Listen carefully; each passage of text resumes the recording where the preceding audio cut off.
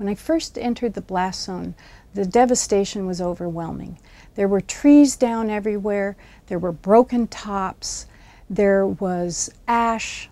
It was a real sight to be seen. The elk responded the same way I think that I did. They didn't quite know what to make of it.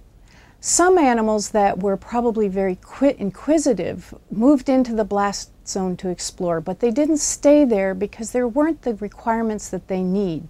That is, trees and forage. But over time, because of the natural revegetation and the recovery of the vegetation, it provided a wonderful food source, and the population itself did very well. One of the things that we did learn was where there were no trees for elk to gather shade, that what they actually did was change their behavior, and they did this in two ways. One, during the night they fed, so it was cool at that time.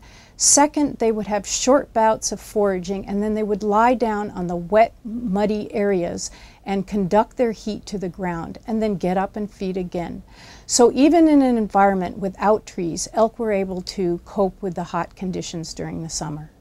I think the main lesson that we learned at Mount St. Helens about elk is how resilient they are.